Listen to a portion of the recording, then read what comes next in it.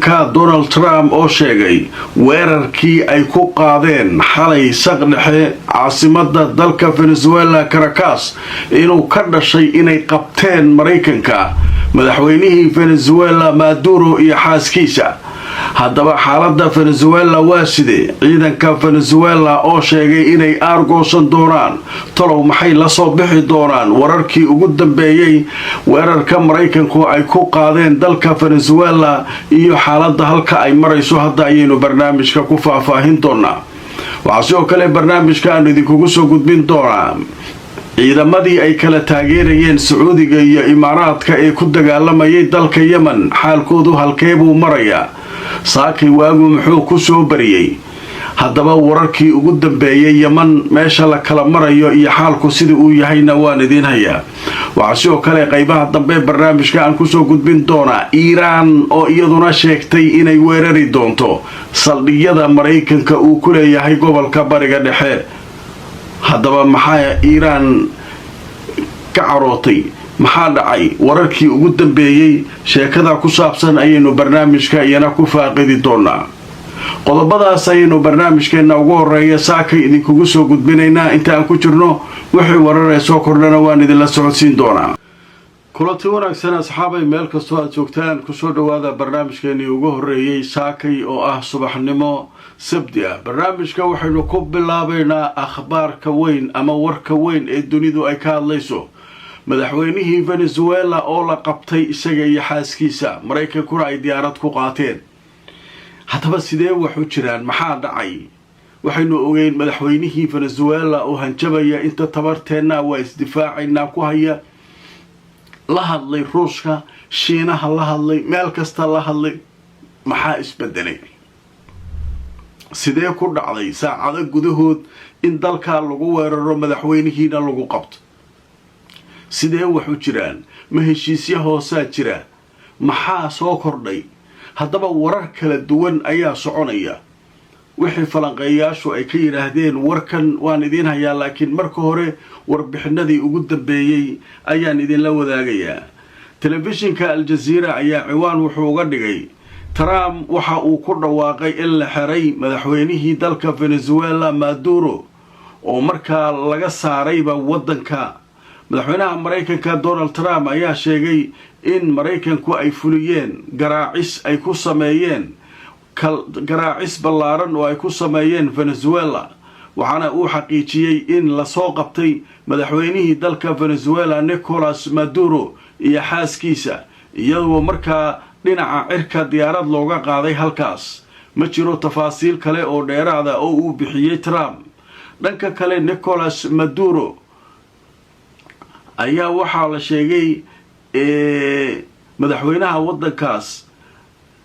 inta uusan noqon madaxweynaha wadankaasi inuu ka shaqayn jiray darawal kuwa basaska ah wadankaas.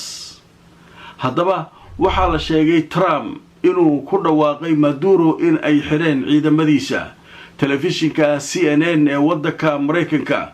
ayaa waxa uu sheegay in aqalka odayaasha dalka Mareykanka ay sheegeen inay khatar markaa aanay ahayn garaacista la garaacay Venezuela.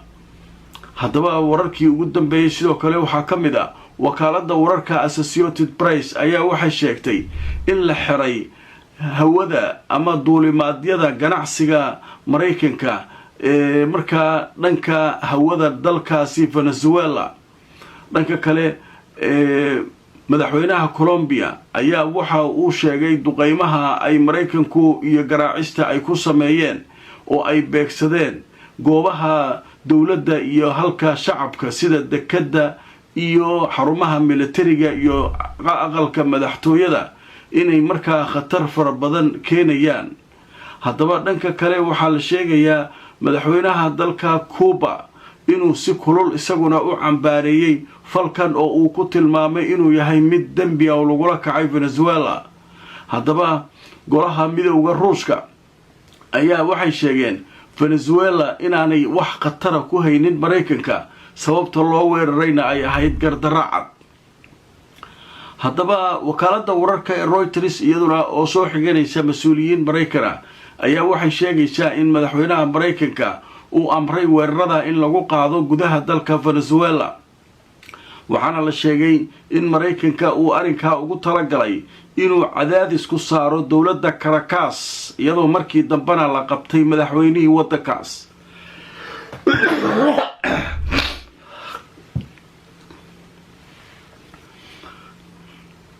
waatay haddaba marka sidee wax u dhaceen ninkii madaxweynihii Venezuela waxaan ogeyn isagoo leh inta tabarteena ah waan dagaalami doonaa mudaharaadii ka hadlayay qaylinayay haddaba marka sidee ku dhacday in duqeymo yar dhacaan kadibna madaxweynihii oo dhan la qabto arrinka marka dadka wax falanqaynaya waxay leeyihiin waxyaabo badan isku hoos jira saacada ka hor weerarka intuu sadhicin madaxweynaha Venezuela wuxuu yiri Mareykanka inaanu la macaamilna diyaarowna macnaha waxa uu rabo inaan u samayno diyaarowna awalna muxuu lahaa ninkan inuu na dhaco doonayaa Trump inuu lacag naga boobu doonayaa inuu maartay shidaalkeena qaato doonayaa waxaan mukhadaraadka iyo waxa kan uu ka hadlayo waa beentis waxa sulaa marka waxa leeyahay hadalkaas iyo weerarkan dhacay iyo ninkan la qabtay waxaan wax yiraahdeen marka waxa ku jira nooc min al-ruwaayada ku jirta wadanka in la soo weeraray oo macnay madaxweynihii gurigiisa inta loogu tagay si xaaskiisa inta la waday diyaarad la saaray iskala tagay madaxweynuhu ciidan ma lahayn miya qasru shacabka beesha leeyahay waa qasriga madaxtooyada beesha laga soo waday ma ciidan ma joogin miya ciidankii dalka aaway gantaalihii dhawaan ay ka keensadeen Shiinaha iyo kuwii Ruushka aaway su'aalo badan ku kor hooganay marka waxa leeyahay sheekadan waxay u badan tahay intaan weerar ka dhicin ba inuu Maduro inuu isdhiibay oo uu Ruushku ka shaqeeyay arrinkaas hadda ka hor madaxweynaha waddanka Belarus la yiraahdo Ruushka ka maartay saaxiibka la ah ayaa wuxuu yiri Maduro halkan iska imaw meeshaas meel fiican ma dadkina waa kugu kacsan yihiin Mareykankii waa kugu kacay iskaga soo tag marka hadda waxa leeyahay farsama ku jirta weerar beena oo maartay gow kadibna ninkii in la bixiyo ninkii dhan waa soo qaadanay saacada kadib madaxweynaha Mareykanka uu yiraahdo marka waxay leeyihiin arrinka farsamooyin badan isku hoos jira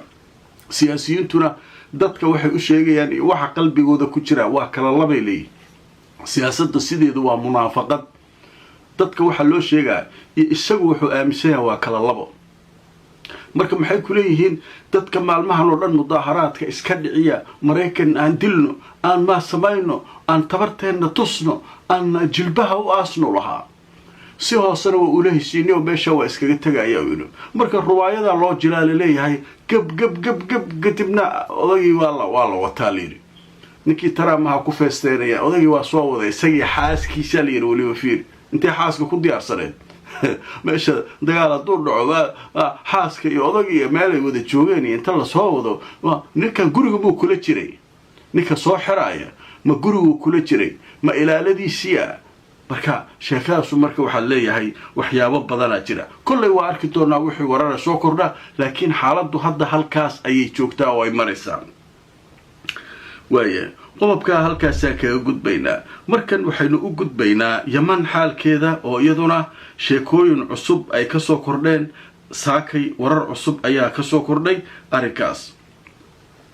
haddaba marka Yaman waxa leeyahay nimankii imaaraadku taageerayay dhul hor lahaa laga qabsaday eeraboorra muhiim ah laga qabsaday waa lagu sii socdaa waliba waxa leeyahay hubka dhiga isdhiiba leeyahay dagaalku wuu socdaa nimankii meelay ka baxeen baa maqlaysaa saacadii la soo dhaafay breaking news war degdega meel heblaay ka baxeen way carareen hadda marka waxa loo socdaa Mukalla meesha la leeyahay dekada ay maalin hore hubka kala soo degayeen oo Sacuudiga duqeeyay waa caasimada gobolkan Hadramaut ee koonfurta ku yaala halkaas marka nimankii ciidamada ay halka ku sii socdaan Sacuudigu taageeray marka Sacuudigii badina uu ka haystaa cirkina uu ka xiray nimankiina hawsha halkaas maray imaaraadkuna waxay yiraahdeen annagu ma garanaysaa wax ciidan oo hadeer naga jooga ma jir intii yar oo naga joogto kulli waa kala soo baxnay ciidan nagama joogo meesha waaye siyaasadda marka dagaalku waa halkaas arrinka siyaasadda geemka la ciyaaraya ninkii xalay ku dhawaaqay gooni ugoosadka inay go-ayaan 2 sano ku meel gaarka adduunka uu ka shaqeeyo afti 2 sano kadibna ay dowlad saxa noqonayaan ninkii imaaraadku taageerayeen golihii madaxda u ahaa ayaa loo jawaabay ra'iisul wasaaraha Sacuudigu taageero iyo caalamka dowlad ahaan u aqoonsan yihiin ayaa isaguna wuxuu ku baaqay ninka warkiisu waa sharci darro nin la jabiyo la raacdaysanayo waaye reer koonfur annaga isla ah